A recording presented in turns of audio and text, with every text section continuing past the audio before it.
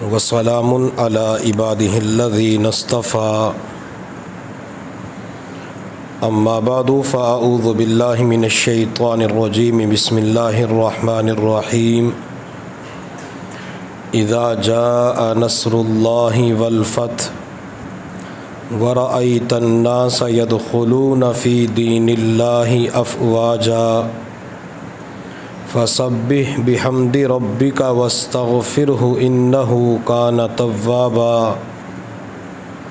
سبحان ربک رب العزت عما یصفون وسلام علی المرسلین والحمد للہ رب العالمین اللہم صلی علی سیدنا محمد وعلی آل سیدنا محمد وبارک وسلم اللہم صلی علی سیدنا محمد وعلی آل سیدنا محمد وبارک وسلم اللہم صلی علی سیدنا محمد وعلی آل سیدنا محمد وبارک وسلم۔ حضرات قریب تشریف لے آئیں چونکہ مہمان اور بھی آئیں گے آج۔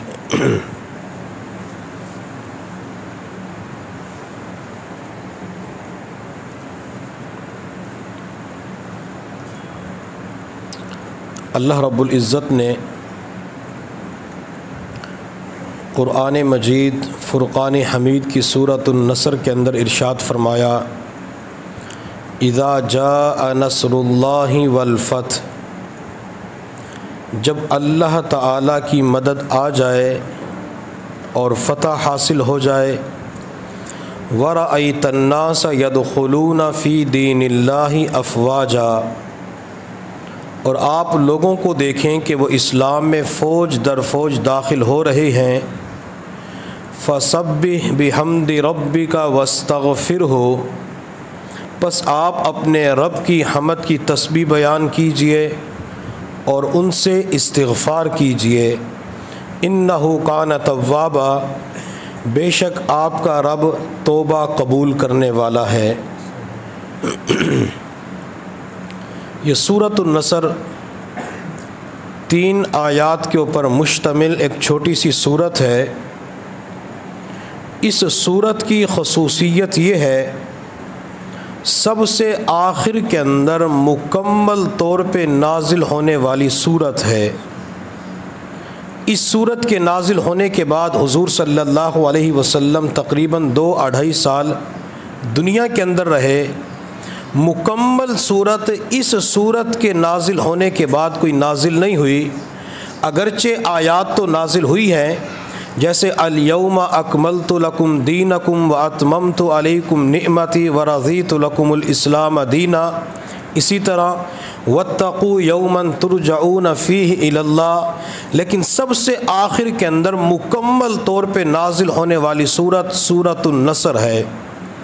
جب یہ سورت نازل ہوئی تو حضور صلی اللہ علیہ وسلم اپنی نمازوں کے اندر، رکوع کے اندر، سجود کے اندر بار بار اللہ کی تسبیح بیان کیا کرتے تھے۔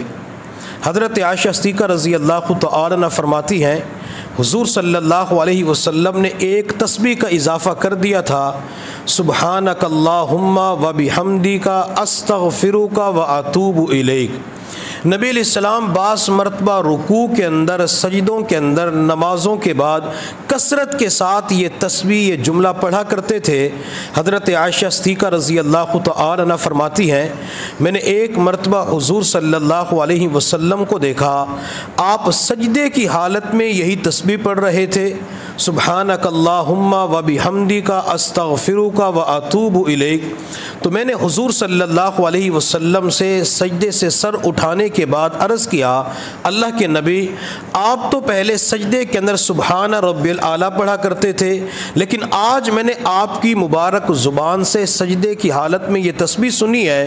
حضور صلی اللہ علیہ وسلم نے ارشاد فرمایا، عائشہ، اللہ رب العزت نے مجھے قرآن میں حکم دیا ہے، فسبح بحمد ربک واستغفرہ، اپنے رب کی تسبیح بیان کیجئے، تحمید بیان کیجئے، استغفار کیجئے۔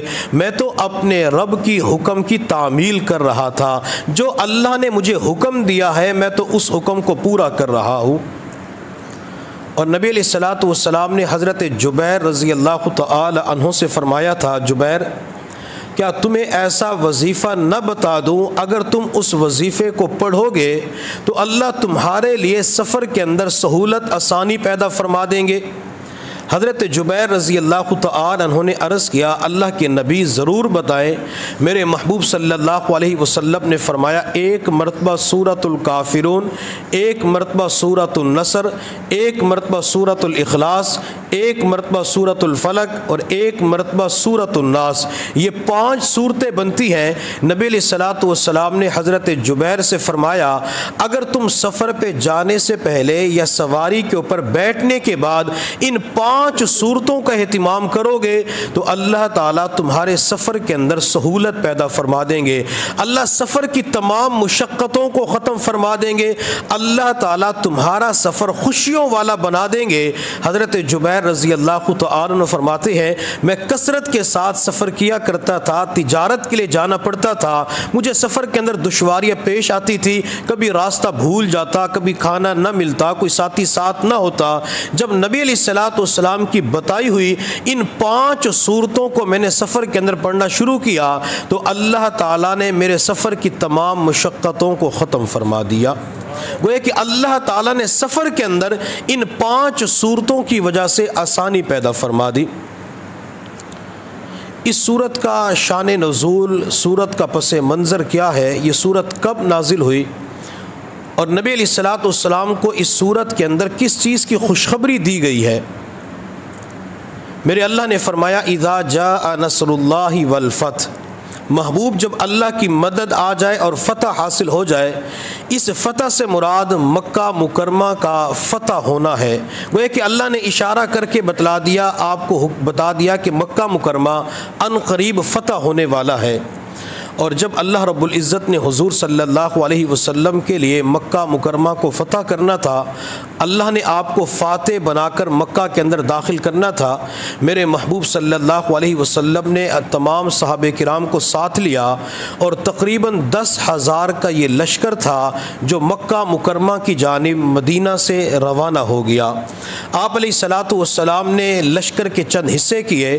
آپ علیہ الصلوۃ والسلام نے کچھ لشکر حضرت خالد بن ولید کو دیا اور خالد سے فرمایا کہ خالد کسی کا خون نہیں بہانا، خالد کسی کے اوپر تلوار نہیں چلانی۔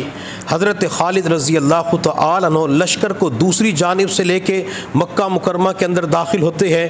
میرے محبوب صلی اللہ علیہ وسلم جب مکہ مکرمہ کے اندر داخل ہو رہے تھے تو آپ علیہ الصلوۃ والسلام کی عجیب کیفیت تھی۔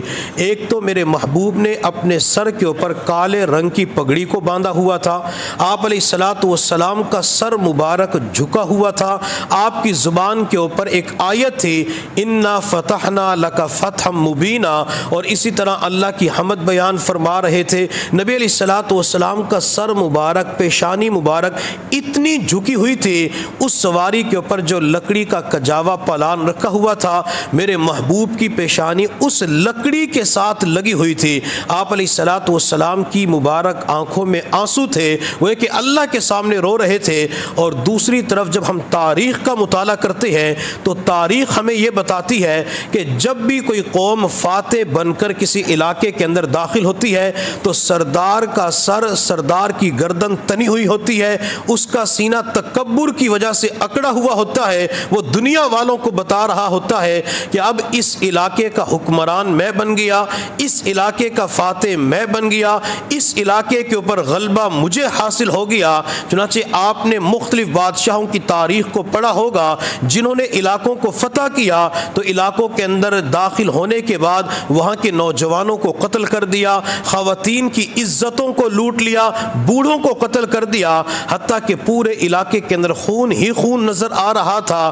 حتیٰ کہ آپ نے دریائے دجلہ، دریائے فرات کے بارے میں پڑھا ہوگا، جب اس کے قرب و جوار کے تمام علاقے فتح ہوئے تو وہ بادشاہ اتنا ظالم اور درندہ تھا جس نے تمام لوگوں کو قتل کرنا شروع کر دیا، اور دریائے دجلہ فرات کا پانی 6 مہینے تک سرخ نظر آتا رہا۔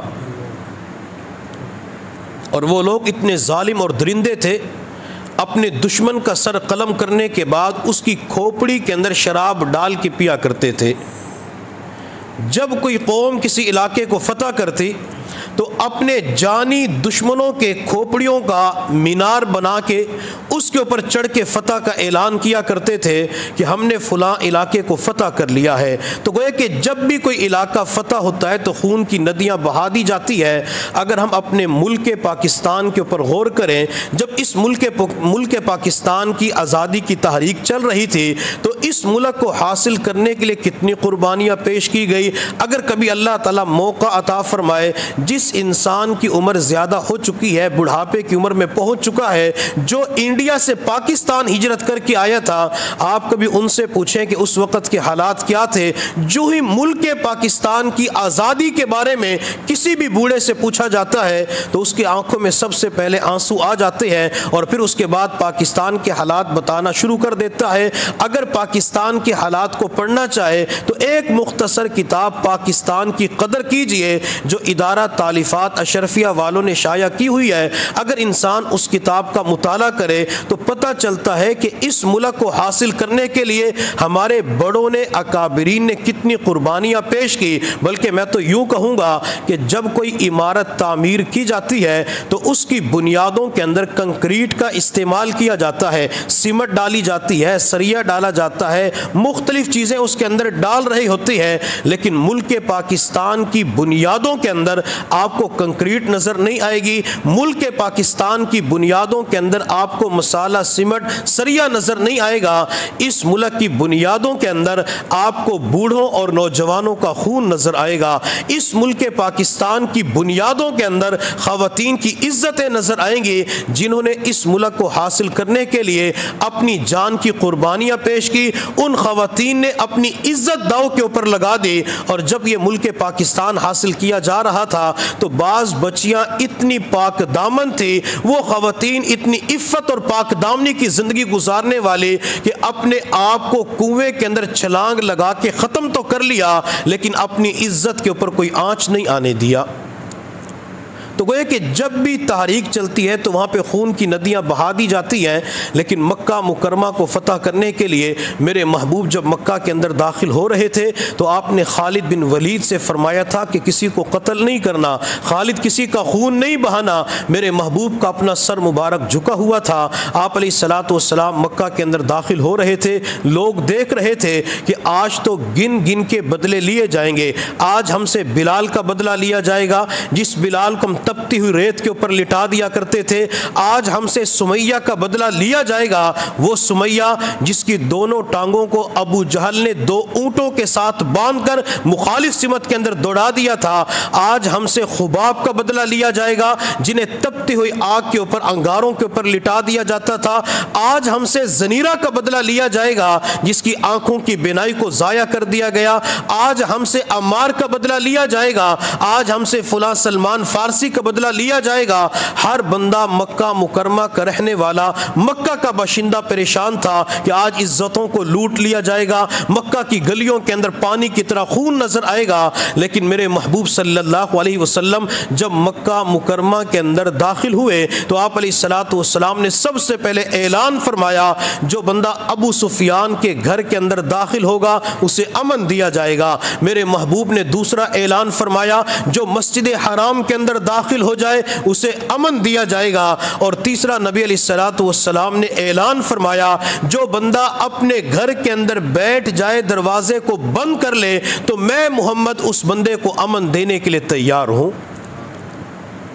تو دین اسلام تو ہمیں امن کی تعلیم دیتا ہے، دین اسلام ہمیں محبت، پیار اور سکون کی تعلیم دیتا ہے۔ بعض مرتبہ لوگ کہتے ہیں کہ یہ دین تلوار کے ذریعے پھیلا ہے، یہ دین تلوار کے ذریعے نہیں پھیلا، بلکہ میرے محبوب صلی اللہ علیہ وسلم کے بارے میں آتا ہے، فتحت المدینۃ بالاخلاق۔ نبی علیہ الصلوۃ والسلام نے اپنے اخلاق کے ذریعے مدینہ طیبہ کو فتح کیا تھا۔ نبی علیہ الصلوۃ والسلام کے اوپر بعض مرتبہ انگریز مورخین یہ اعتراض کر دیتے ہیں کہ ان کے پاس اسلحہ تھا، ان کے پاس تلواریں تھی، جنگی سامان تھا، اس جنگی سامان کی وجہ سے آپ نے پوری دنیا کے اندر انقلاب برپا کر دیا، آپ نے علاقے کے علاقے فتح کر لیے۔ ہمارے اکابرین کو اللہ تعالیٰ جزائے خیر عطا فرمائے، ہمارے اکابرین نے اس اعتراض کا جواب دیتے ہوئے ارشاد فرمایا کہ نبی علیہ الصلوۃ والسلام کے پاس جو صحابہ کرام تھے، اگر ان کے ہاتھوں کے اندر تلواریں آ چکی تھی، لیکن ان کے دلوں کو فتح کرنے والے تو اللہ کے نبی تھے۔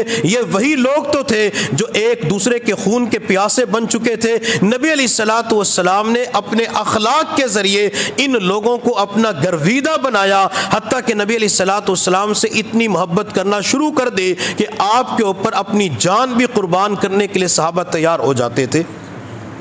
تو نبی علیہ السلام نے 3 اعلان فرمائے کہ جو ابو سفیان کے گھر کے اندر داخل ہو جائے تو اسے امن ہے، جو اپنے گھر کے اندر داخل ہو جائے تو اسے امن ہے، مسجد حرام کے اندر داخل ہو جائے تو اسے امن ہے۔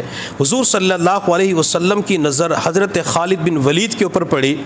خالد بن ولید تشریف لا رہے تھے، میرے محبوب کی نظر جب خالد بن ولید کے ہاتھوں میں تلوار پہ پڑی تو آپ علیہ الصلوۃ والسلام نے دیکھا کہ خالد کی تلوار کے اوپر خون لگا ہوا ہے۔ آپ علیہ الصلوۃ والسلام کی مبارک آنکھ میں فوراً آنسو آ گئے اور آپ علیہ الصلوۃ والسلام نے فرمایا لگتا یہ ہے خالد نے کسی کا خون بہایا ہے، لگتا یہ ہے کہ خالد نے کسی کا خون بہایا ہے۔ نبی علیہ الصلوۃ والسلام خون بہانے کی اجازت قطعاً کسی کو نہیں دیا کرتے تھے۔ ایک مرتبہ حضور صلی اللہ علیہ وسلم نے حضرت اسامہ بن زید رضی اللہ تعالی عنہ کو کسی علاقے کی طرف جہاد کے لیے بھیجا۔ جب وہ جہاد کر کے واپس آئے تو اپنے سفر کی کارگزاری سنائی۔ یہ سفر کی کارگزاری سنانا حضرات صحابہ کرام کا عمل تھا، صحابہ کرام کی سنت تھی۔ نبی علیہ الصلوۃ والسلام کو تمام حالات، تمام واقعات بتایا کرتے تھے کہ سفر کے اندر یوں پیش آیا۔ نبی علیہ الصلوۃ والسلام نے اسامہ سے فرمایا اسامہ سفر کیسے رہا؟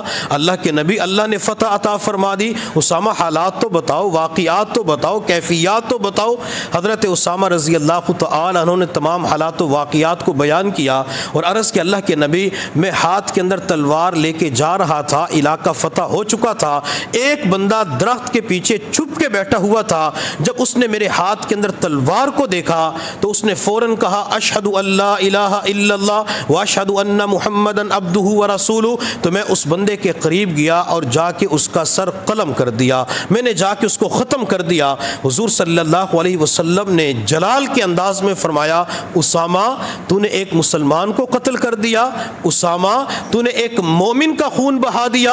حضرت اسامہ رضی اللہ تعالی عنہ نے عرض کیا اللہ کے نبی وہ تو موت کے ڈر کی وجہ سے کلمہ پڑھ رہا تھا، موت کے خوف کی وجہ سے کلمہ پڑھ رہا تھا۔ تو میرے محبوب صلی اللہ علیہ وسلم نے فرمایا اسامہ کیا تو نے اس بندے کے دل کو چیر کے دیکھا تھا کہ موت کے خوف کی وجہ سے کلمہ پڑھا تھا یا اپنے شوق کی وجہ سے ایمان قبول کیا تھا؟ تو نبی علیہ السلام کو اتنا بھی گوارا نہیں تھا جس نے ایک مرتبہ زبان سے کلمہ پڑھ لیا تو اس کا خون بہا دیا جائے۔ ایک مرتبہ حضور صلی اللہ علیہ وسلم کے پاس مال غنیمت آیا، آپ علیہ السلام کے پاس 4 یا 5 افراد بیٹھے ہوئے تھے۔ ان 5 افراد کے اندر ایک شخص تھا جو سر سے گنجا تھا، آنکھیں نیلے رنگ کی تھی، داڑھی گھنی تھی اور شلوار ٹخنوں سے اوپر کی ہوئی تھی۔ حضور صلی اللہ علیہ وسلم نے جب غنیمت کا کچھ مال ان لوگوں کے درمیان تقسیم فرمایا تو وہ شخص کھڑا ہو گیا جو اپنے سر سے گنجا تھا، داڑھی گھنی تھی اور شلوار ٹخنوں سے کافی اوپر کی ہوئی تھی، محمد اللہ سے ڈرو، محمد اتق اللہ، اللہ سے ڈرو۔ جب اس شخص نے یہ جملہ استعمال کیا تو میرے محبوب فوراً زمین سے اٹھے اور آپ علیہ الصلوۃ والسلام نے ارشاد فرمایا کیا میں اللہ سے نہیں ڈرتا؟ کیا میں انصاف کا معاملہ نہیں کرتا؟ میں تو دنیا کے اندر انصاف کرنے کے لیے تو بھیجا گیا ہوں۔ تو وہ شخص پھر کہنے لگا انصاف کا معاملہ کرو۔ حضرت عمر فاروق رضی اللہ تعالی عنہ وہاں پہ بیٹھے ہوئے تھے، فوراً کھڑے ہو گئے، تلوار نیام سے باہر نکالی اور اس بندے کی گردن کے اوپر تلوار رکھی، عرض کہ اللہ کے نبی اگر آپ کی اجازت ہو تو اس گستاخ کی گردن اڑا دوں، اس کا سر تن سے جدا کر دوں؟ میرے محبوب صلی اللہ علیہ وسلم نے فرمایا نہیں عمر، ہو سکتا ہے کہ یہ بندہ نماز پڑھتا ہو، عمر ہو سکتا ہے کہ یہ بندہ نماز پڑھتا ہو۔ اب صرف ایک گمان تھا، شاید کہ یہ بندہ نماز پڑھتا ہو، اس گمان کی وجہ سے نبی علیہ الصلوۃ والسلام نے عمر کو منع کر دیا کہ عمر اس بندے کا خون نہیں بہانا۔ حضرت عبداللہ بن عمر رضی اللہ تعالی عنہما ایک قافلے کے اندر تھے تو کوئی بندہ اپنے غلام کو مار رہا تھا۔ حضرت عبداللہ بن عمر نے اس غلام کو رات کے وقت اور دن کے اندر نمازیں پڑھتے ہوئے دیکھا تو آپ نے اس غلام کے مالک کو بلا کے فرمایا کہ اپنے اپنے غلام کو کیوں مارتا ہے؟ جی یہ فلاں غلطی کرتا ہے، اس نے یہ غلطی کی تو میں نے تھپڑ لگا دیا۔ حضرت عبداللہ بن عمر نے فرمایا کہ نبی علیہ الصلوۃ والسلام کی تعلیم یہ ہے کہ جو بندہ نماز پڑھنے والا ہو تو اس کے اوپر ہاتھ نہ اٹھایا جائے۔ اب جو شریعت مطہرہ اتنی تعلیم دیتی ہے وہ کسی کا خون بہانے کی اجازت دے سکتی ہے؟ اور جیسا کہ میں نے کل بتایا تھا کہ اگر کوئی بندہ ہم سے چھری مانگتا ہے، چاقو مانگتا ہے، تو اس کا ایک طریقہ یہ ہے کہ چھری کی چاقو کی جو نوک ہے وہ پکڑاتے ہوئے چھری کی نوک اس بھائی کی طرف کر دی جائے۔ ماں نے اپنے بیٹے سے چھری یا چاقو مانگا تو بیٹے نے چھری کی نوک والدہ کی طرف کر دی۔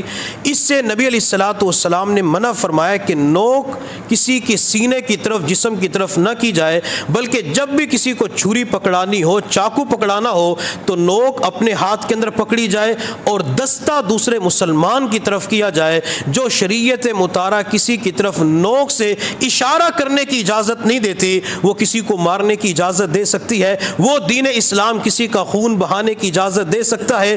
دین اسلام پر امن دین ہے، دین اسلام محبت اور پیار کا سبق دیتا ہے۔ تو بات میں کر رہا تھا کہ نبی علیہ الصلوۃ والسلام کی نظر خالد بن ولید کے ہاتھ میں تلوار کے اوپر لگے ہوئے خون کے اوپر پڑی تو آپ نے فرمایا لگتا یہ ہے کہ خالد نے کسی کا خون بہایا ہے۔ تھوڑی دیر کے بعد حضرت خالد بن ولید رضی اللہ تعالی عنہ حاضر ہوئے تو نبی علیہ الصلوۃ والسلام نے فرمایا خالد آج بھی تیری تلوار نے کسی کو معاف نہ کیا، آج بھی تو نے خون بہا دیا۔ حضرت خالد بن ولید رضی اللہ تعالی عنہ نے سر جھکا کے عرض کیا یا رسول اللہ میں نے بڑی کوشش کی ہے کہ اپنی تلوار کسی کے اوپر استعمال نہ کروں، لیکن میرے سامنے چند سر پھرے نوجوان آ گئے اور انہوں نے آ کے میرا راستہ روک لیا۔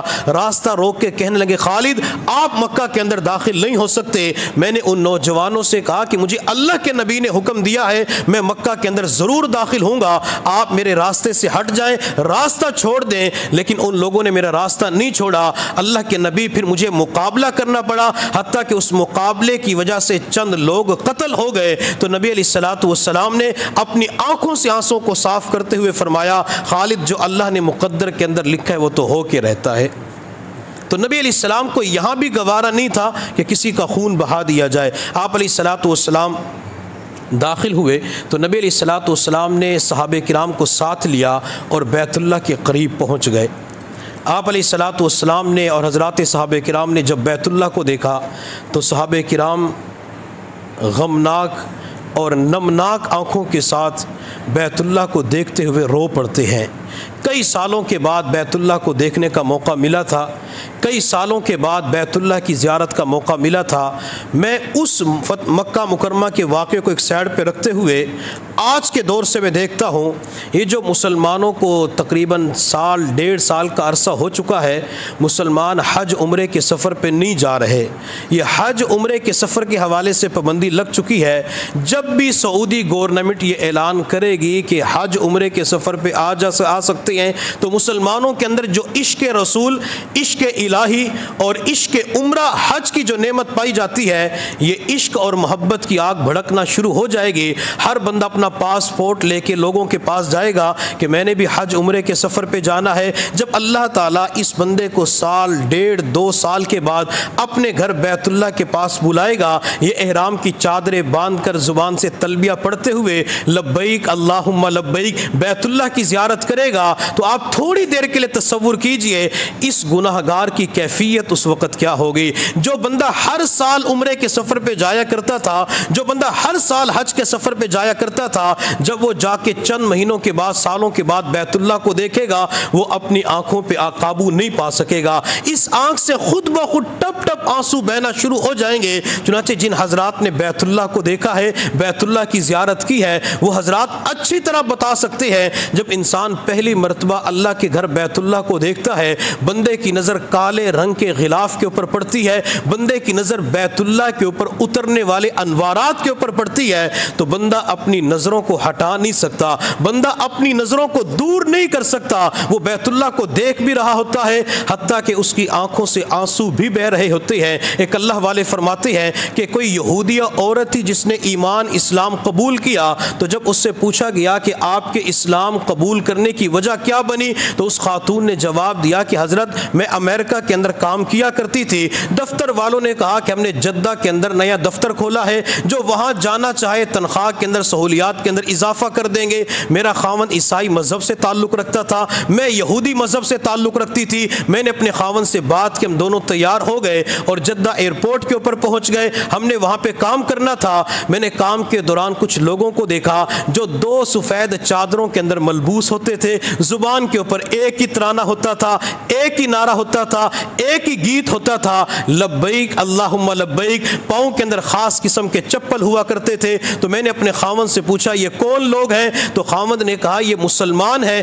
یہاں مسلمانوں کا بیت اللہ ہے، قبلہ ہے، اللہ کی عبادت کے لیے یہاں پہ پہنچتے ہیں۔ وقت گزرتا رہا، جب حج کا موسم قریب آیا پھر تو لاکھوں کی تعداد میں لوگ بیت اللہ کے پاس آنا شروع ہو گئے، اور جب میں نے لاکھوں کی تعداد میں لوگوں کو دیکھا تو میرے دل کے اندر بیت اللہ کو دیکھنے کا شوق پیدا ہو گیا، بیت اللہ کو دیکھنے کی تڑپ پیدا ہو گئی۔ میں نے اپنے خاوند سے کہا کہ میں نے بھی بیت اللہ دیکھنا ہے۔ میرے خاوند نے کہا کہ ہم لوگ وہاں پہ نہیں جا سکتے، نو انٹری کا بورڈ لگا ہوا ہے، غیر مسلم کا داخلہ وہاں پہ ممنوع ہے، ہرگز نہیں جا سکتے۔ میں نے کہا کم از کم کوشش تو کر سکتے ہیں۔ چنانچہ اگلا دن ہوا، میرے خاوند نے عربوں جیسا لباس پہن لیا، سر کے اوپر سرخ رومال رکھا، میں نے خواتین مسلمان جیسا عبایا پہنا، برقع پہنا، اور ہم گاڑی کے اندر سوار ہو کے جدہ سے مکہ مکرمہ کی طرف روانہ ہو گئے۔ اللہ کی شان، راستے کے اندر جو چیک پوسٹ آتی ہے جہاں مسلم اور غیر مسلم کو چیک کیا جاتا ہے، پولیس والوں کی تبدیلی کا وقت تھا،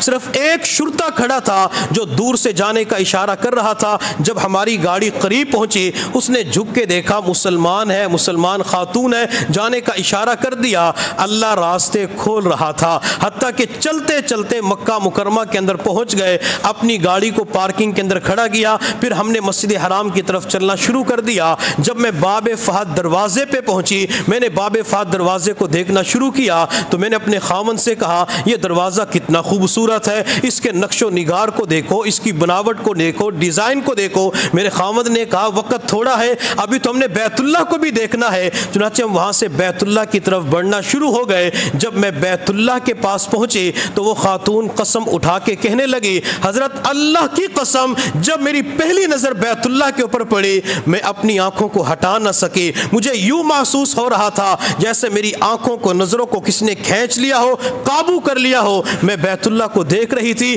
اور میری آنکھوں سے آنسو بہ رہے تھے۔ میں کافی دیر تک بیت اللہ کو دیکھ کے روتی رہی۔ میں نے کافی دیر کے بعد خاوند کی طرف دیکھا تو میرے خاوند کی آنکھوں میں آنسو تھے، خاوند بھی رو رہا تھا۔ میں نے اپنے خاوند سے کہا خیریت تو ہے، آج کیوں رو رہے ہو؟ تو میرے خاوند نے روتے ہوئے جواب دیا آج زندگی کے اندر پہلی مرتبہ اس چھوٹے سے گھر کو دیکھ کر، بیت اللہ کو دیکھ کر میری پتھر آنکھیں بھی موم ہو چکی ہے، آنکھوں سے خود بخود آنسو بہ رہے ہیں۔ زندگی کے اندر پہلی مرتبہ رونا نصیب ہوا ہے۔ مجھے تو حقیقت مل چکی ہے، جو مسلمان یہاں پہ آتے ہیں ان کا دین اسلام اچھا دین ہے، میں تو مسلمان ہونے کے لیے تیار ہوں۔ تو بیوی نے کہا جب آپ مسلمان ہونا چاہتے ہیں میں بھی مسلمان ہونا چاہتی ہوں۔ بیت اللہ کے قریب کوئی مسلمان بیٹھا ہوا تھا، ان سے جا کے بات کر لی کہ ہمیں کلمہ پڑھا دیجئے۔ اس نے کلمہ پڑھایا، دونوں مسلمان ہو گئے۔ اس عورت نے اللہ والے کو بتایا حضرت مجھے کس نے کلمے کی دعوت نہیں دی، میں نے کسی کا بیان نہیں سنا، میں نے زندگی کے اندر ایک مرتبہ بیت اللہ کو محبت کی نظر سے دیکھا، اس محبت نے مجھے مسلمان بنا دیا ہے۔ یہ بیت اللہ تو چیز ہی ایسی ہے، جب بندہ وہاں پہنچ جاتا ہے تو آنکھوں پہ قابو نہیں پا سکتا۔ تو حضرات صحابہ کرام جب بیت اللہ کے پاس پہنچے تو صحابہ کرام اپنے جذبات، کیفیات کے اوپر قابو نہ پا سکے، صحابہ کرام نے رونا شروع کر دیا، حتیٰ کہ رات کا وقت ہوا۔ مکہ کی عورتوں نے اپنے خامدوں سے کہا یہ مسلمان کہاں چلے گئے؟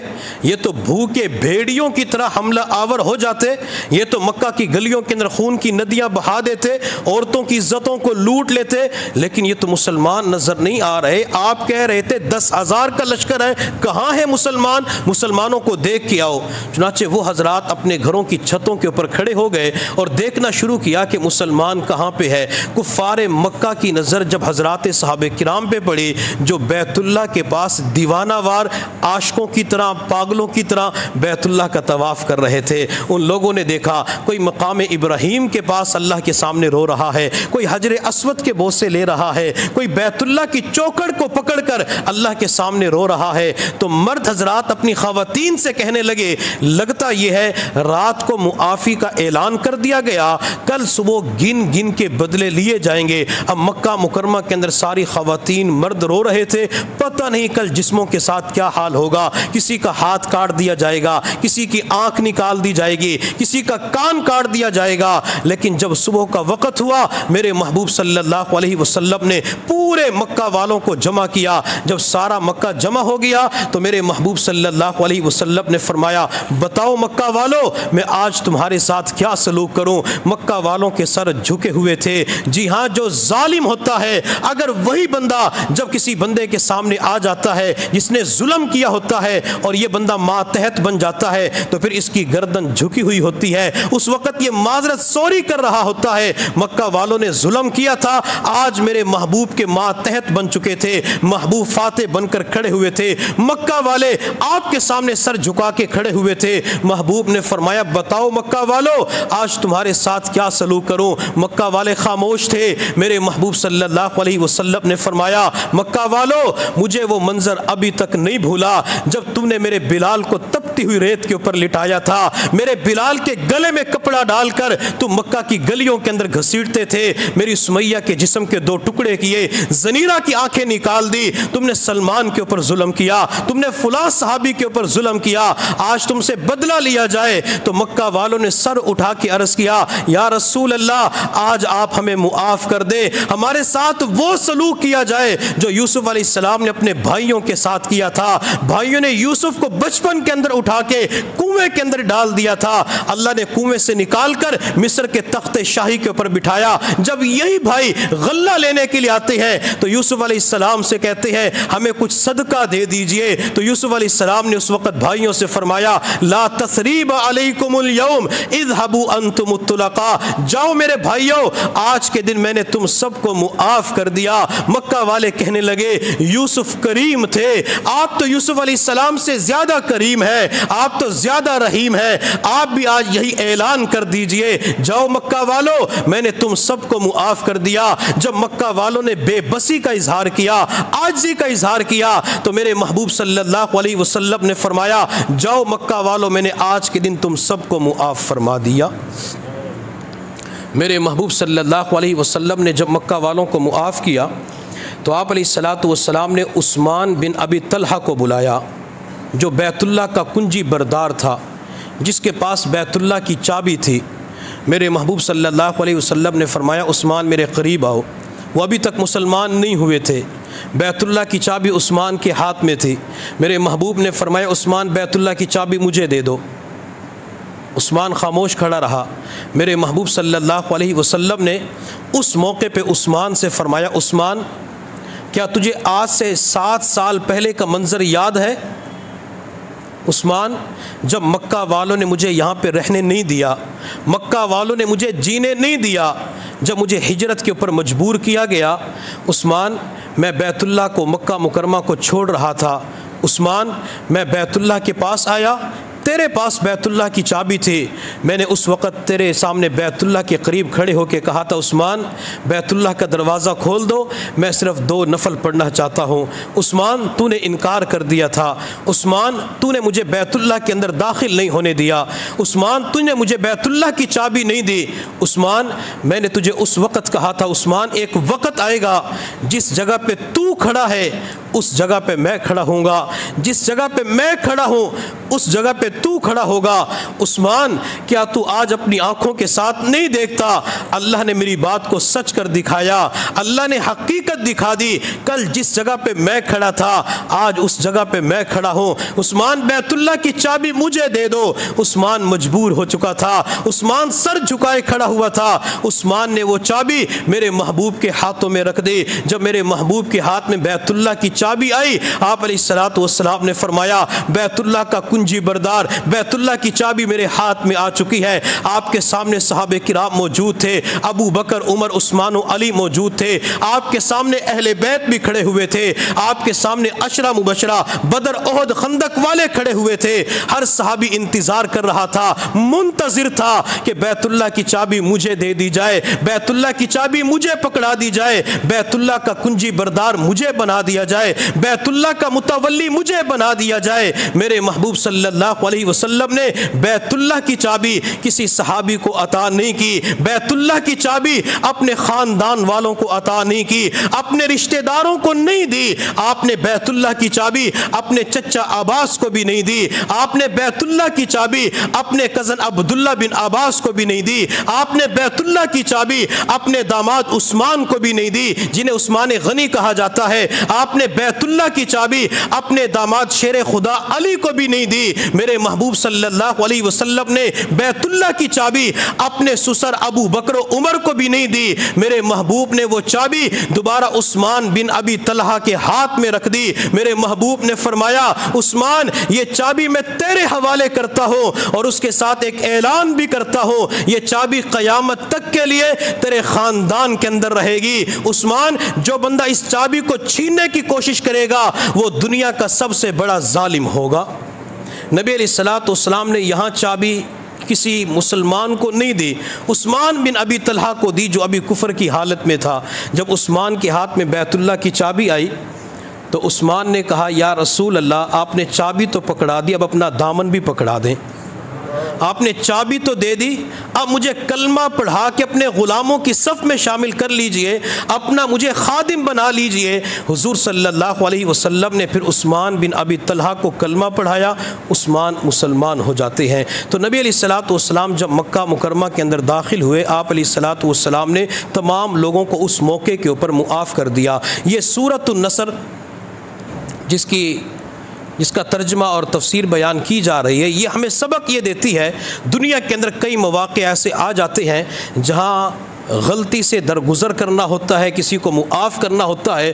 اگر کبھی زندگی کے اندر ایسا معاملہ آ جائے تو دوسرے بندے کی غلطی کو جلدی معاف کر دیا کریں۔ جو بندہ جس قدر دوسروں کو جلدی معاف کرے گا اللہ تعالیٰ اس بندے کو معاف فرما دیں گے۔ میرے محبوب صلی اللہ علیہ وسلم ایک مرتبہ حضرات صحابہ کرام کے ساتھ موجود تھے تو آپ علیہ الصلوۃ والسلام اچانک مسکرا پڑے، تبسم فرمایا۔ حضرت عمر فاروق رضی اللہ تعالی عنہ نے عرض کیا یا رسول اللہ آپ کیوں مسکرا رہے ہیں؟ میرے محبوب صلی اللہ علیہ وسلم نے فرمایا عمر اللہ رب العزت کے سامنے میری امت کے دو بندے دو زانو حالت کے اندر بیٹھے ہوئے ہوں گے۔ کس کے سامنے؟ اللہ کے سامنے۔ کس حالت میں؟ دو زانو حالت کے اندر۔ نبی علیہ السلام جب کھانا تناول فرماتے تھے تو ہمیشہ آپ دو زانو حالت کے اندر بیٹھتے تھے۔ تشہد کے اندر جب ہم بیٹھتے ہیں تو دو زانو حالت کو اختیار کیا جاتا ہے، اور یہاں پہ ایک شریعت مطالعہ کا مسئلہ سمجھ لیں۔ بعض مرتبہ جب نماز پڑھنے کے لیے مسجد کے اندر آتے ہیں تو جو ہی گھڑی کے اندر نماز کا وقت ہو جاتے تو لوگ فوراً کھڑے ہو جاتے ہیں، جیسا کہ آج عصر کی نماز میں ہوا۔ تو ایسا طریقہ اختیار نہیں کرنا چاہیے، یہ پیغمبر کی تعلیم نہیں ہے کہ گھڑی کو دیکھ کر نماز کے لیے اٹھا جائے۔ حضرات صحابہ کرام کا معمول یہ تھا کہ صحابہ کرام نبی علیہ السلام کو دیکھ کر صفوں سے اٹھتے تھے، تو جس وقت امام آ جائے تو اس وقت اپنی صفوں سے اٹھا جائے۔ اور یہ مسئلہ دارالعلوم دیوبند کے شیخ الحدیث جن کا چند دن پہلے انتقال ہو چکا ہے، تو انہوں نے یہ مسئلہ بیان فرمایا کسی مسجد کے اندر جہاں گھڑی کو دیکھ کر لوگ کھڑے ہو گئے، تو آپ نے فرمایا کہ آئندہ کے بعد گھڑی کو دیکھتے ہوئے اٹھنے کا اہتمام نہ کیا جائے۔ جب آپ کی نظر امام کے اوپر پڑتی ہے، امام کے چہرے کو دیکھ لیں تو اس کو دیکھ کے پھر صفوں سے اٹھنے کا اہتمام کیا جائے۔ تو جب تک امام صاحب نہ آ جائے تو اس وقت صفوں سے نہ اٹھا جائے۔ آج چونکہ امام صاحب کو چند سیکنڈ تاخیر ہوئی تو پوری مسجد کے اندر مجھ سمیت سارے حضرات کھڑے ہو گئے۔ تو جب امام کے اوپر نظر پڑتی ہے تو صفوں سے اس وقت اٹھنا چاہیے. اور بعض مرتبہ امام کے ساتھ کوئی مجبوری بن جاتی ہے, وہ آ رہا ہوتا ہے, موٹر سائیکل کا مسئلہ ہوتا ہے, کوئی چلنے کا مسئلہ ہوتا ہے, کوئی بھی دشواری پیش آ سکتی, امام کا انتظار کرنا چاہیے. آدھا منٹ انتظار کر لیں, 1 منٹ انتظار کر لیں. اگر وہ آ جائے تو آ کے نماز پڑھا دے گا, اگر وہ موجود نہیں ہے تو مسجد کی انتظامیہ میں سے کوئی بندہ کسی ایک بندے کو کھڑا کر دے گا, وہ نماز پڑھا دے گا. اب اگر امام صاحب کو آنے میں تاخیر ہو گئی, پوری مسجد کے تمام حضرات کھڑے ہو گئے, تو ہر بندہ ایک دوسرے کی طرف دیکھ رہا ہوتا ہے کہ نماز یہ پڑھائے گا, نماز وہ پڑھائے گا, کون نماز پڑھائے گا. تو اس طریقے سے شریعت مطہرہ نے ہمیں جو تعلیم دی ہے تو اس کے مطابق ہمیں عمل کرنا چاہیے. تو نبی علیہ الصلوۃ والسلام نے فرمایا کہ 2 بندے اللہ کے سامنے 2 زانو حالت کے اندر بیٹھے ہوئے ہوں گے. اللہ رب العزت کی بارگاہ کے اندر ایک بندہ عرض کرے گا, اللہ مجھے اس بندے سے میرا حق دلا دیجئے. اللہ رب العزت دوسرے بندے سے فرمائیں گے کہ اس کا حق دے دو. جس کے اوپر دعویٰ کیا گیا ہوگا, جو مدعا علیہ ہوگا, تو عرض کرے گا, اللہ میرے پاس تو کوئی نیکی نہیں ہے, اللہ میرے پاس تو کوئی بھلائی نہیں ہے. تو اللہ تعالیٰ اس مدعی سے فرمائیں گے کہ اس مدعا علیہ کے پاس تو نیکی بھلائی نہیں ہے, اب کیا کرے؟ تو یہ مدعی کہے گا, اللہ میرے گناہ اس کے کھاتے میں ڈال دیے جائیں, میرے گناہ اس کے نام اعمال کے اندر درج کر دیے جائیں. نبی علیہ الصلوۃ والسلام نے جب یہ جملہ ارشاد فرمایا, وہ بندہ جب کہے گا کہ میرے گناہ اس کے کھاتے میں ڈالے جائیں, تو آپ کی آنکھوں میں آنسو آ گئے, آپ کی آنکھیں نمناک ہو گئی, غم زدہ اداس ہو گئے. میرے محبوب نے فرمایا, عمر وہ منظر بڑا خطرناک ہوگا جب بندہ یہ چاہے گا کہ میرے گناہ آج کوئی اور اٹھا لے, میرے گناہ کسی اور کو دے دیے جائیں. پھر آپ صلی اللہ علیہ وسلم نے فرمایا, عمر اللہ تعالیٰ مدعی سے فرمائیں گے کہ میرے بندے اپنا سر اوپر کی جانب اٹھا. جب یہ بندہ سر اوپر کی جانب اٹھائے گا تو اسے سونے چاندی کے محلات نظر آئیں گے, جن کے اوپر موتیوں کے ہار پڑے ہوئے ہوں گے. تو اللہ رب العزت فرمائیں گے, کچھ نظر آ رہا ہے؟ جی اللہ, یہ سونے کا محل, یہ چاندی کا محل, جن کے اوپر موتیوں کے ہار پڑے ہوئے ہیں, تجھے چاہیے؟ ہاں اللہ مجھے چاہیے. تو اللہ فرمائیں گے اس کی قیمت ادا کر. اللہ جنت کے محلات کی بھی قیمت ہوتی ہے. تو اللہ فرمائیں گے دنیا کے اندر مکانات کی قیمت ہوتی ہے, پلاٹ کی قیمت ہوتی ہے, دکان کی قیمت ہوتی ہے, تو جنت کے محلات کی بھی قیمت ہے. اللہ قیمت کتنی ہے؟ یہاں تو قیمت بہت زیادہ ہوگی. تو اللہ رب العزت فرمائیں گے اس کی قیمت بہت تھوڑی ہے, تیرے لیے آسان ہے. اللہ وہ قیمت کیا ہے؟ اللہ فرمائیں گے اپنے اس بھائی کو معاف کر دو, یہ محلات عطا کر دوں گا. جنت کی قیمت اللہ نے بتلا دی. کسی مسلمان کی غلطی کو معاف کر دیا جائے, کسی مسلمان کی غلطی کو درگزر کر دیا جائے, تو اللہ فرماتے میں اس بندے کو جنت کے محلات عطا کروں گا. تو اللہ جب اس بندے سے فرمائے اسے معاف کر دے, وہ بندہ کہے گا اللہ میں نے اسے معاف کر دیا. تو اللہ فرمائیں گے میں نے تم دونوں کے اوپر اس معاف کرنے کی وجہ سے جنت کو واجب کر دیا ہے. تو گویا کہ معاف کرنے کی برکت سے اللہ تعالیٰ دوسروں کا بھی کام بنا دیتے ہیں. تو دنیا کے اندر بے شمار مرتبہ مواقع آ جاتے ہیں, انسان اس وقت اپنے دل کو تھامتے ہوئے دوسروں کی غلطی کو فوراً معاف کر دیا کرے. گھر کے اندر کبھی میاں بیوی کا جھگڑا ہو جاتا ہے, کبھی بھائیوں کا جھگڑا ہو جاتا ہے, کبھی بازار کے اندر جھگڑا ہو جاتا ہے. اگر معافی کی صفت کو اپنائیں گے تو اللہ تعالیٰ اندر کا سکون عطا فرما دیتے ہیں. اور جو بندہ معاف نہیں کرتا, کہتا ہے میں نے انتقام لینا ہے, وہ اندر ہی اندر جل رہا ہوتا ہے. اور آپ نے ٹرک کے پیچھے ایک جملہ لکھا ہوا دیکھا ہوگا, جلنے والے کا منہ کالا, جلنے والے کا منہ کالا. وہ اندر بھی جل رہا ہوتا ہے, باہر بھی جل رہا. باہر کیسے جلتا ہے؟ وہ اپنی زبان سے تلخ جملے استعمال کرتا ہے, زبان سے کڑوے جملے نکال رہا ہوتا ہے.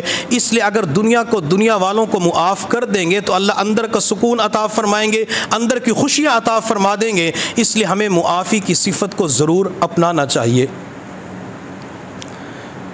وہ ایک مرتبہ گھر کے اندر میاں بیوی آپس کے اندر بیٹھے ہوئے تھے, لطیفہ ہے. تو بیوی نے اپنے خاوند سے خوشگوار موڈ کے اندر پوچھا کہ مردوں کو جنت کے اندر کیا ملے گا؟ تو خاوند نے جواب دیا حوریں ملیں گی, چونکہ ہر وقت حوروں کی فکر ہوتی ہے نا. اب تھوڑی دیر کے بعد میاں بیوی کے درمیان جھگڑا ہو گیا, خاوند غصے کی حالت میں تھا. تو بیوی نے اپنے خاوند سے غصے کی حالت میں پوچھا کہ عورتوں کو جنت کے اندر کیا ملے گا؟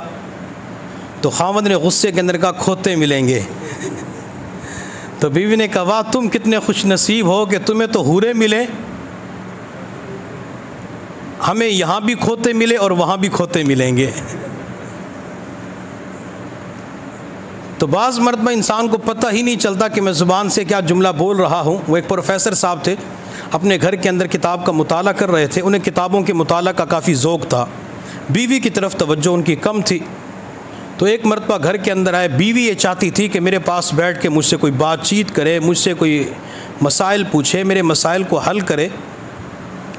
تو بیوی اپنے خاوند کے کمرے کے اندر گئی، وہ کتاب کا مطالعہ کر رہا تھا، لیکن خاوند نے پھر بھی بیوی کی طرف سر اٹھا کے نہیں دیکھا۔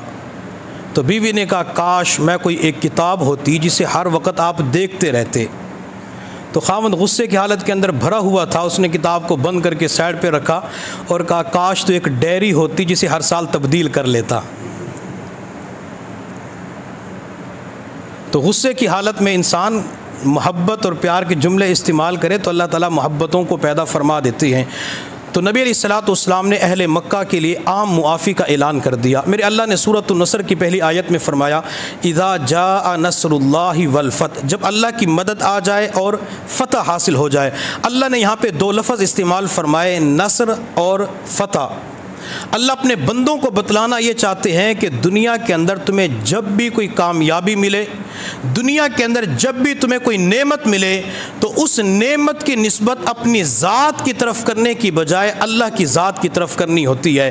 جب انسان تمام تر نعمتوں کی نسبت اللہ کی طرف کر دیتا ہے تو انسان اللہ کی نعمتوں کا شکر ادا کرنے والا بن جاتا ہے۔ حضرت سلیمان علیہ السلام کے پاس جب ہدہد پرندہ آیا جس نے آ کے بتایا کہ اللہ کے نبی میں نے قوم کو دیکھا وہ سورج کی پوجا کر رہی تھی، حضرت سلیمان علیہ السلام نے ملکہ بلقیس کے نام ایک تخت لکھا۔ حضرت سلیمان علیہ السلام کو بعد میں اس ہدہد پرندے نے آ کے بتلایا اللہ کے نبی ملکہ بلقیس اپنے لاہو لشکر سمیت آپ کی طرف آ رہی ہے۔ تفسیر کے اندر لکھا ہے ملکہ بلقیس کا لشکر تقریباً 4 میل کے فاصلے کے اوپر تھا۔ تو اس ہدہد پرندے نے کہا اللہ کے نبی اس ملکہ کا بہت بڑا تخت بھی ہے جو سونے اور چاندی کا بنا ہوا ہے اور جس کی لمبائی چوڑائی بھی تقریباً 80 ہاتھ ہے، ایک ہاتھ اتنے کو کہا جاتا ہے، 80 ہاتھ لمبائی کے اندر، 80 ہاتھ عرض کے اندر، اور اس تخت کی کئی منزلیں بھی ہیں، کئی پورشن بنائے ہوئے ہیں۔ حضرت سلیمان علیہ السلام کو جب ملکہ بلقیس کے تخت کے بارے میں پتہ چلا تو آپ نے اپنے تمام جنات کو، انسانوں کو جمع کیا اور فرمایا کہ ہے کوئی تم میں سے ایسا بندہ جو ملکہ بلقیس کا تخت لے آئے؟ تو کسی نے کہا اللہ کے نبی میں چند لمحوں کے اندر، چند منٹوں کے اندر پیش کر دیتا ہوں۔ فرمایا مجھے جلدی چاہیے، وہ ملکہ بلقیس قریب آ چکی ہے، چند ہی لمحوں کے بعد وہ محل کے اندر داخل ہو جائے گی۔ تو آصف برخیا جس کے پاس اسم اعظم کا علم تھا اس نے کہا قبل ان یرتد الیک طرفک، اللہ کے نبی میں پلک جھپکنے سے پہلے وہ تخت آپ کے سامنے پیش کر سکتا ہوں۔ آپ نے فرمایا پیش کرو، چنانچہ پلک جھپکنے سے پہلے وہ تخت آپ کے سامنے پیش کر دیا۔ حضرت سلیمان علیہ السلام کو اس تخت کے حاصل کرنے کے اندر جو کامیابی ملی، مدد حاصل ہوئی، تو آپ نے یہ نہیں فرمایا میرا کمال ہے، میری خوبی ہے، میری صلاحیت ہے، جنات کا کمال ہے، بلکہ سلیمان علیہ السلام نے اس وقت فرمایا ھذا من فضل ربی، یہ میرے رب کا فضل ہے۔ جب سلیمان علیہ السلام کمال کو اللہ کی طرف منسوب کرتے ہیں، اللہ سلیمان علیہ السلام کو زمین اور ہواؤں کی بادشاہت عطا فرما دیتی ہے۔ ھذا من فضل ربی کے اوپر ایک لطیفہ یاد آیا، سنا دوں۔ کسی بندے نے ایک بہترین مکان بنایا، شاندار کوٹھی اور بنگلے ٹائپ کے اوپر۔ جب اس مکان کی تعمیر ہو گئی تو کوئی بندہ بوڑھا تھا، سر کے اندر مٹی پڑی ہوئی تھی، کپڑے میلے کچیلے تھے، وہ باہر بیٹھ کے رو رہا تھا۔ تو ایک بندہ قریب سے گزرا تو اس نے کہا آپ کیوں رو رہے ہیں؟ تو رونے والے نے کہا کہ اس مکان والے نے میرے اوپر ظلم کیا ہے۔ اب مسافر راہگیر یہ سمجھا کہ شاید یہ اس گھر کے اندر کوئی بوڑھا تھا، دادا تھا، نانا تھا، والد تھا، بچوں نے نیا مکان ملنے کے بعد بوڑھے کو گھر سے نکال دیا۔ تو اس نے کہا کہ آپ کو بچوں نے گھر سے نکال دیا؟ کہتے نہیں۔ کہتے پھر ظلم کیسا ہوا؟ تو اس نے کہا میرا نام شیطان ہے۔ اس نے کہا شیطان اور ظلم؟ تو لوگوں کے اوپر ظلم کرنے والا۔ لوگ کہتے ھذا من عمل شیطان، یہ ظلم شیطان نے کروایا، یہ شراب کا گناہ شیطان نے کروایا، بدکاری کا گناہ شیطان نے کروایا۔ آپ کہتے کہ مکان والا میرے اوپر ظلم کرتا ہے۔ تو شیطان کہنے لگا کہ اس بندے نے مکان بنایا ہے تو سارے سود اور حرام کے طریقے اس کو میں نے بتائے، اس نے سود کے پیسوں سے، حرام کے پیسوں سے بہترین شاندار بنگلہ بنایا، اور جب سود کے پیسوں سے مکان مکمل ہو گیا تو اس نے مین دروازے کے اوپر تختی لکھوا دی، ھذا من فضل ربی، تو یہ میرے اوپر ظلم نہیں ہے تو اور کیا ہے؟ سارے حرام کے طریقے میں نے بتائے اور آخر کے اندر کہتا ہے کہ اللہ کا فضل ہو گیا، اللہ کا کرم ہو گیا۔ تو ہمارے اوپر بھی بعض مرتبہ اللہ کا فضل، اللہ کا کرم ہو جاتا ہے۔ جب بھی اللہ کا فضل ہو جائے، اللہ دینی دنیاوی نعمتیں عطا فرمائے، تو اس وقت اللہ رب العزت کی طرف تمام نعمتوں کی نسبت کیا کریں۔ اذا جاء نصر اللہ والفتح ورأیت الناس يدخلون فی دین اللہ افواجا، اللہ فرماتے محبوب آپ دیکھیں گے کہ لوگ اسلام کے اندر گروہ در گروہ، فوج در فوج داخل ہو رہے ہیں۔ جب نبی علیہ السلام نے مکہ مکرمہ کو فتح کیا، فتح کرنے کے بعد آپ مکہ سے مدینہ طیبہ کی طرف تشریف لے گئے تو آپ کی خدمت کے اندر وفود آنا شروع ہو گئے، اسلام قبول کر رہے تھے، حتیٰ کہ تفاسیر کے اندر لکھا ہے کہ ایک وفد ایسا بھی آیا جس کے اندر تقریباً 700 افراد تھے، ان 700 افراد نے ایک ہی مجلس کے اندر پیغمبر کے ہاتھ پہ اسلام قبول کر لیا۔ تو اللہ نے اس آیت کے اندر فرمایا تھا کہ آپ دیکھیں گے لوگ اسلام کے اندر داخل ہو رہے ہیں۔ پھر نبی علیہ السلام نے اپنی آنکھوں سے وہ منظر دیکھ لیا۔ سورۃ النصر کی 3 آیت کے اندر میرے اللہ نے فرمایا فَسَبِّحْ بِحَمْدِ رَبِّكَ وَاسْتَغْفِرْهُ إِنَّهُ كَانَ تَوَّابًا، محبوب جب آپ کے اوپر مدد آ جائے، فتح مل جائے، مکہ کے فاتح بن جائیں، لوگ اسلام کے اندر داخل ہونا شروع ہو جائیں، تو اس وقت آپ نے 3 کام کرنے ہیں۔ کیا؟ ایک تو تسبیح بیان کرنی ہے، دوسرا تحمید بیان کرنی ہے، اور تیسرا آپ نے استغفار پڑھنا ہے۔ نبی علیہ السلام کو اللہ نے ان کا حکم دیا کہ آپ نے یہ کرنا ہے۔ یہاں پہ ایک نقطے کی بات سمجھ لیں، اللہ تعالیٰ جب بھی کسی بندے کو نعمت عطا فرمائے تو اس نعمت کے بعد یہی 3 کام، میں اس کو آسان کر کے 2 کر دیتا ہوں کہ انسان 2 کاموں کا اہتمام ضرور کرے۔ ایک تو اللہ کی بارگاہ کے اندر اللہ کا شکر ادا کرے الحمدللہ کا جملہ بول کے، اور دوسرا اللہ کے سامنے استغفار پڑھے۔ اگر کوئی بندہ کسی بھی عبادت کے بعد، نعمت کے ملنے کے بعد یہ 2 کام کر لیتا ہے، اللہ اس نعمت کو دوام عطا فرما دیتے ہیں، اس نعمت سے کبھی محروم نہیں فرماتے، اور اللہ تعالیٰ بندے کی توبہ کو قبول فرما لیتے ہیں۔ میرے محبوب صلی اللہ علیہ وسلم جب نماز سے فارغ ہوتے تھے تو آپ علیہ السلام 1 مرتبہ اللہ اکبر پڑھتے تھے اور 3 مرتبہ استغفر اللہ استغفر اللہ استغفر اللہ پڑھا کرتے تھے۔ اب نبی علیہ السلام تو معصوم ہے، نماز کے اندر بندہ کوئی گناہ تو نہیں کرتا، نماز کے اندر بندہ بد نظری کا ارتکاب بھی نہیں کرتا، نماز کے اندر بندہ نہ جھوٹ بولتا ہے، نہ غیبت کرتا ہے، نہ چغلی کرتا ہے، وہ تو سارے اللہ کی حمد تسبیح بیان کر رہا ہوتا ہے۔ لیکن نبی علیہ السلام نماز کے بعد بھی استغفار پڑھتے تھے۔ اللہ کے نبی بتلانا یہ چاہتے ہیں کہ اگر میں پیغمبر ہو کے عبادت کے بعد استغفار پڑھتا ہوں، تمہیں بھی عبادت کے بعد استغفار پڑھنا چاہیے۔ جو بندہ عبادات کے بعد استغفار پڑھتا ہے، اللہ استغفار کی برکت سے اس کی عبادات کو قبول فرما لیتے ہیں۔ تو استغفار کا اہتمام ضرور ہونا چاہیے۔ شیطان کی کمر کو توڑنے کے لیے عمل بتا دوں، فری میں حکیم الامت حضرت مولانا اشرف علی تھانوی رحمۃ اللہ علیہ فرماتے ہیں، اور مفسرین نے بھی لکھا ہے، جب اللہ تعالیٰ نے حضرت آدم علیہ السلام کی تخلیق فرمائی تو فرشتوں کو حکم دیا آدم کو سجدہ کرو، تو سارے فرشتے سجدے کی حالت میں چلے گئے، مگر شیطان نے سجدہ کرنے سے انکار کر دیا۔ شیطان کو اللہ نے فرمایا میرے دربار سے نکل جا۔ ایک مشہور طویل واقعہ ہے۔ شیطان نے کہا کہ اللہ مجھے قیامت تک زندگی دے دے، تو اللہ نے کہا دے دی۔ اللہ نے فرمایا شیطان اس لمبی زندگی کا کرے گا کیا؟ تو شیطان نے اس وقت کہا اللہ ثم لآتینہم من بین ایدیہم ومن خلفہم وعن ایمانہم وعن شمائلہم، میں صرف تیرے بندوں کو گمراہ کروں گا۔ کیسے گمراہ کرے گا؟ کبھی آگے سے گمراہ کروں گا، کبھی پیچھے سے کروں گا، دائیں سے کروں گا، بائیں سے کروں گا۔ نتیجہ یہ نکلے گا کہ تیرے بندوں میں سے اکثر تیرا شکر ادا نہیں کریں گے، میں تیرے بندوں کو ناشکری کے اندر مبتلا کر دوں گا۔ شیطان نے روز ازل یہ قسم اٹھائی کہ میں تیرے بندوں کو ناشکری کے اندر مبتلا کروں گا۔ کس کے سامنے کہا؟ اللہ کے سامنے۔ اتنا تو تکبر تھا نا شیطان کے اندر، اتنی تو شیطان کے اندر اکڑ تھی کہ اللہ کے سامنے بول پڑا اور اللہ ہی سے کہہ رہے تیرے بندوں کو گمراہ کروں گا، اور پھر میرے اللہ کو قرآن میں فرمانا پڑا وَقَلِيلٌ مِّنْ عِبَادِيَ الشَّكُورُ، میرے بندوں میں سے بہت تھوڑے میرا شکر ادا کرتے ہیں۔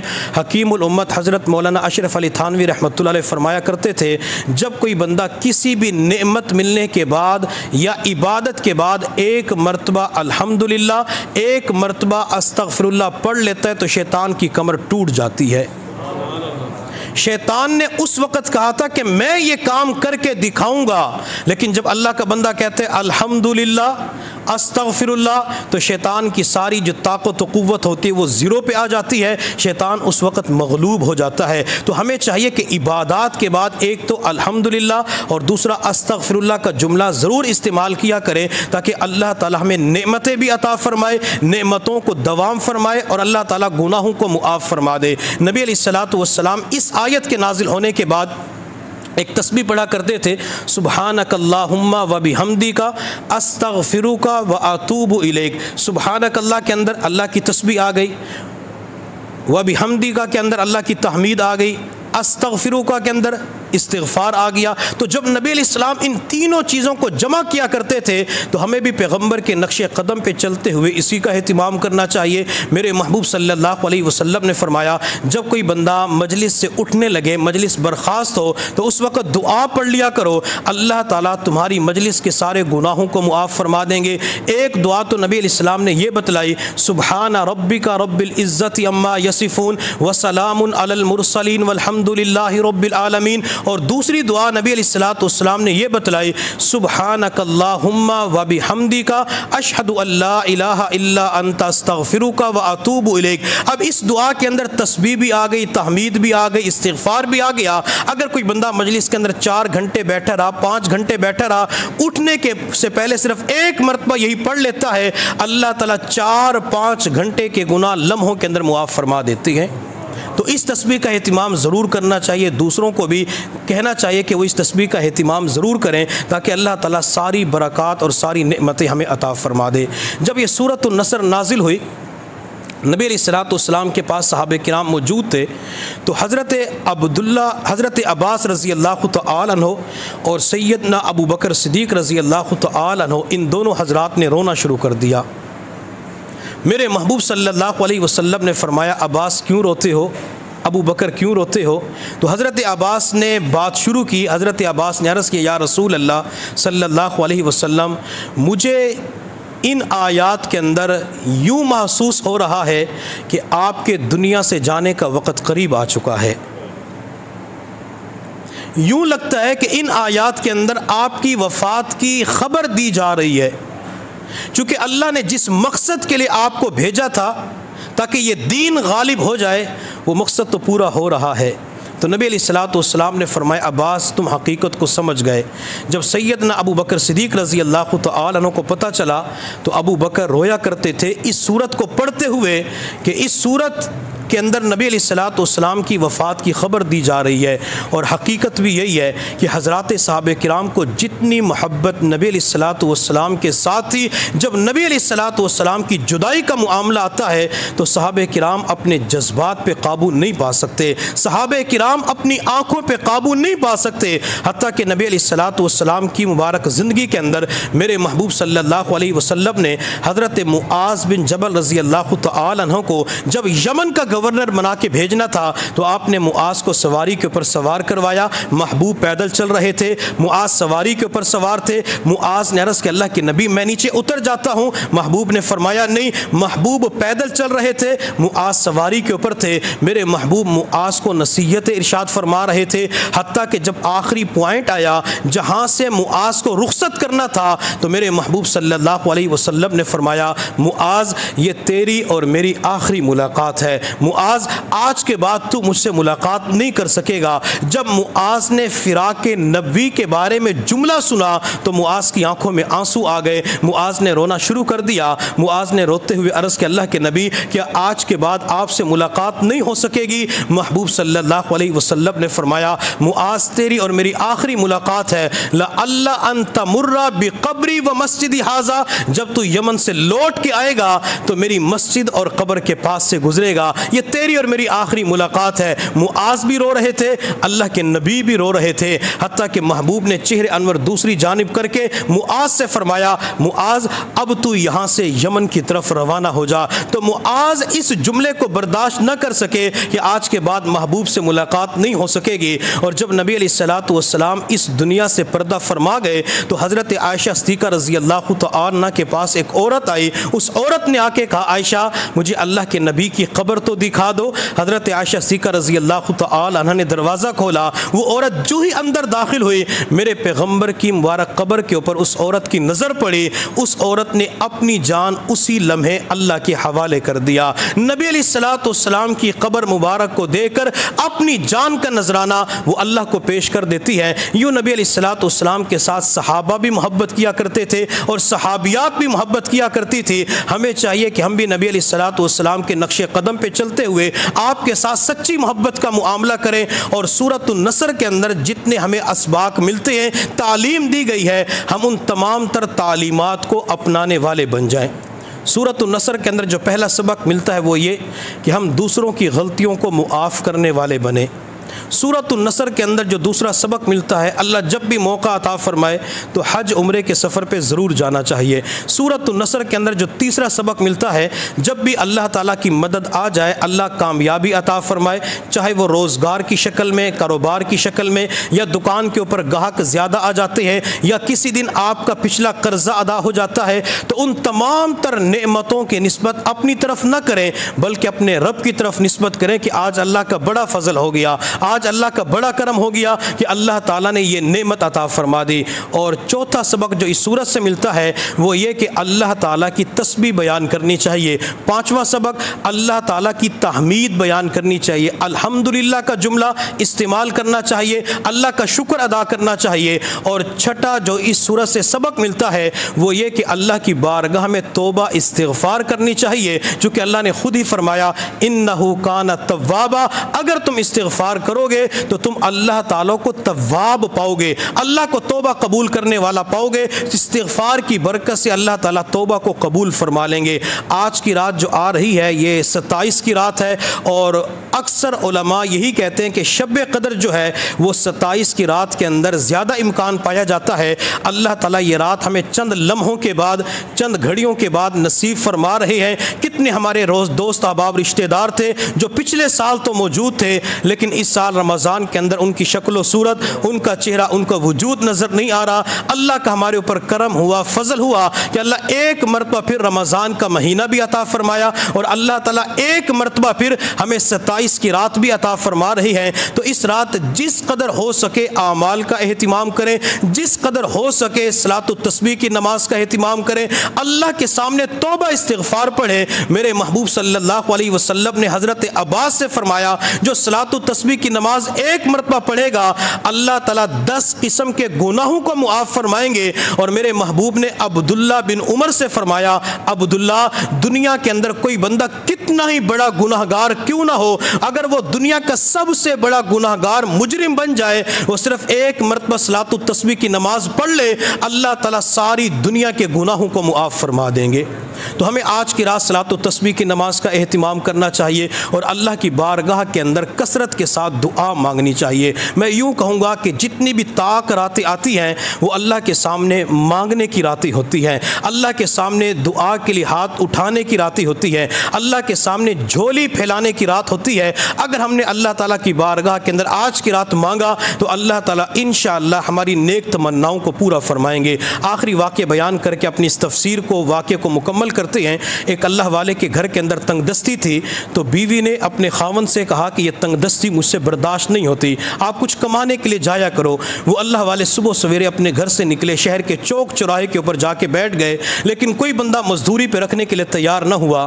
یہ اللہ والے وہاں سے اٹھے، مسجد کے اندر آئے، پورا دن دعا مانگنے کے اندر گزار دیا، حتیٰ کہ دعا مانگ کے شام کو گھر چلے گئے تو بیوی نے اپنے خاوند سے پوچھا محنت مزدوری کی ہے؟ خاوند نے جواب دیا بڑے کی مزدوری کی ہے۔ آپ کا مالک کیسے ہے؟ ہے؟ خاوند نے جواب دیا میرا مالک بڑا اچھا ہے، مالک بڑا سخی ہے۔ اچھا مالک نے پیسے کتنے دیے، مزدوری کتنی دی؟ خاوند نے اپنی بیوی کو جواب دیا میرا مالک اتنا اچھا اور کریم ہے کہ مجھے اپنے مالک سے مزدوری مانگتے ہوئے شرم آ گئی، میں کل ضرور مزدوری لے کے آؤں گا۔ چنانچہ بیوی نے وہ رات بھوک کی حالت میں گزار لی۔ اگلا دن ہوا تو بیوی نے کپڑے کا تھیلا اٹھا کے خاوند کے ہاتھ میں پکڑایا اور کہا کہ اس کے اندر کھانے پینے کا سامان لے کے آنا، یہ تنگ دستی مجھ سے برداشت نہیں ہوتی۔ وہ بوڑھا ہڈیوں کا ڈھانچہ، سفید بال تھے، بازار کی طرف چلنا شروع کر دیا، حتیٰ کہ شہر کے چوک چوراہے کے اوپر جا کے بیٹھا جہاں اور مزدور بھی بیٹھے تھے۔ لوگوں کی منت سماجت کی، خدا کے لیے پلیز مجھے کام پہ رکھ لو، میں کام کروں گا۔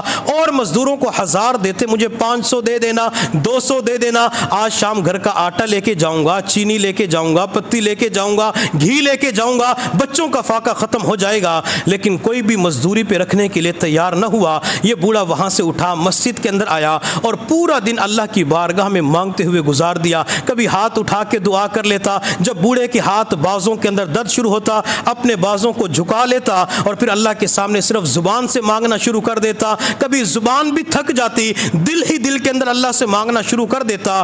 اس بوڑھے نے پورا دن اللہ سے رابطہ کرتے ہوئے گزار دیا، جسے تعلق مع اللہ، رجوع الی اللہ کہا جاتا ہے، اس کا اہتمام کیا۔ حتیٰ کہ جب عشاء کی نماز پڑھ کے فارغ ہوا، سارے لوگ مسجد سے باہر چلے گئے، اس نے مسجد کے دروازے کو بند کیا، مسجد کے اندر آیا، اپنے دونوں ہاتھ اللہ کی بارگاہ میں یوں پھیلا دیے اور اللہ کی بارگاہ میں عرض کیا اللہ، جب بچہ ماں کی طرف چلنا شروع کرتا ہے، ماں بھی اپنے بچے کے سامنے بازوں کو پھیلا دیتی ہے، اللہ میں آپ کا گناہگار بندہ ہوں، آپ کی رحمتوں کو لینا چاہتا ہوں، اللہ میں نے آپ کے سامنے دونوں ہاتھ پھیلا دیے، اللہ مجھے رحمت عطا کر دیجئے۔ اللہ کل میں نے اپنی بیوی کو یہ جواب دیا تھا کہ مالک بڑا اچھا ہے، مالک بڑا کریم ہے، اللہ میں نے ساتھ یہ بھی کہا تھا مالک سے مزدوری مانگتے ہوئے شرم آ گئی، اللہ آج میری بیوی نے کہا تھا یہ تنگ دستی مجھ سے برداشت نہیں ہوتی، میں غربت کی چکی کے اندر پس نہیں سکتی، میں زیادہ وقت نہیں گزار سکتی، آج کھانے پینے کا سامان لے کے آنا، اللہ آج تو میرے پاس کہنے کے لیے الفاظ بھی نہیں ہے، اللہ کھانا پینا بھی نہیں ہے، اللہ آج بیوی کو جا کے کیا جواب دوں گا، اللہ تنگ دستی کو ختم فرما۔ بوڑھا کافی دیر تک اللہ کے سامنے روتا رہا، حتیٰ کہ جب دعا مانگ کے فارغ ہوا، سوچنے لگا بیوی نے جو تھیلا پکڑایا تھا اس تھیلے کے اندر کیا لے کے جاؤں، پھر دل کے اندر خیال آیا ریت مٹی کنکر بھر لیتا ہوں، بیوی کو تسلی ہو جائے گی، خاوند آٹا لے کے آیا ہے، اس تھیلے کو اٹھا کے کندھے پہ رکھا، گھر کی طرف چلنا شروع کر دیا، پورا راستہ سوچ رہا تھا کہ آج کی رات بیوی کو کیا جواب دوں گا۔ چلتے چلتے جب مکان کے دروازے پہ پہنچا تو دیکھ کے حیران رہ گیا، گھر کے صحن سے دھواں اٹھ رہا تھا، جلدی سے دروازے پہ دستک دی، بیوی نے دروازہ کھولا تو خاوند نے بیوی کے چہرے پہ مسکراہٹ دیکھی، خاوند کہنے لگا او خدا کی بندی، صبح تو رو رہی تھی یہ تنگ دستی مجھ سے برداشت نہیں ہوتی، میں غربت کی زندگی مزید نہیں گزار سکتی، اب میں آپ کے چہرے پہ مسکراہٹ دیکھ رہا ہوں۔ بیوی نے خاوند کا ہاتھ پکڑا، اندر لے گئی، خاوند جو ہی اندر داخل ہوا دیکھ کے حیران رہ گیا، چاولوں کی بوریاں بھی پڑی ہوئی ہے، آٹے کی بوریاں بھی پڑی ہوئی ہے، تنور روٹیوں کے ساتھ بھر چکا ہے۔ خاوند نے بیوی سے پوچھا سامان کہاں سے آیا؟ تو بیوی کہنے لگی تیرے مالک نے تو سامان بھیجا ہے۔ خاوند کہنے لگا میں نے کسی دنیا دار کی مزدوری نہیں کی، میرے کسی مالک نے سامان نہیں بھیجا۔ بیوی کہنے لگی جو سامان دینے والے تھے وہ کہہ رہے تھے کہ تمہارے خاوند کے مالک نے سامان بھیجا ہے۔ خاوند کی آنکھوں میں آنسو آ گئے، خاوند نے رونا شروع کر دیا، روتے ہوئے کہنے لگا میں نے کسی دنیا دار کی مزدوری نہیں کی، میں کسی کے دروازے پہ جا کے اپنے کندھے پہ کمر کے اوپر اینٹیں نہیں اٹھاتا تھا، میں نے مسالہ بھی نہیں اٹھایا، میں تو روزانہ مسجد میں جا کے اللہ کے سامنے صرف دعا مانگا کرتا تھا، اللہ کے سامنے رویا کرتا تھا۔ میرا مالک کتنا کریم ہے، مالک کتنا سخی ہے، آج شام سے پہلے میرے رب نے میری غربت کو ختم فرما دیا۔ بیوی کہنے لگی جو لوگ سامان دینے والے تھے وہ ایک پیغام بھی دے رہے تھے۔ خاوند نے پوچھا میرے مالک کی طرف سے پیغام کیا ہے، میسج کیا ہے؟ بیوی کہنے لگی مالک کی طرف سے پیغام یہ ہے تو دعا کے اندر کمی نہ کرنا، ہم زندگی بھر کے لیے سامان کے اندر کمی نہیں کریں گے۔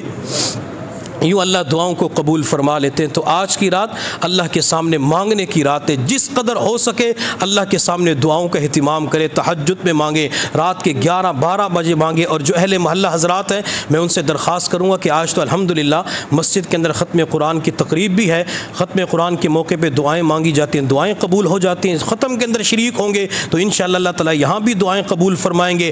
گھروں کے اندر، مساجد کے اندر اپنی اپنی جگہوں پہ انفرادی طور پہ دعا کریں گے، اللہ تعالیٰ اس کو بھی قبول فرما لیں گے۔ اللہ رب العزت کی بارگاہ میں دعا ہے اللہ تعالیٰ ہم سب کو مانگنے کی توفیق عطا فرمائے، اور سورۃ النصر کے اندر جو 6 اسباق ہمیں ملتے ہیں یا اس کے علاوہ اور بھی جو اسباق ہے اللہ تعالیٰ تمام اسباق کو اپنانے کی توفیق عطا فرمائے۔ وآخر دعوانا ان الحمد للہ رب العالمین۔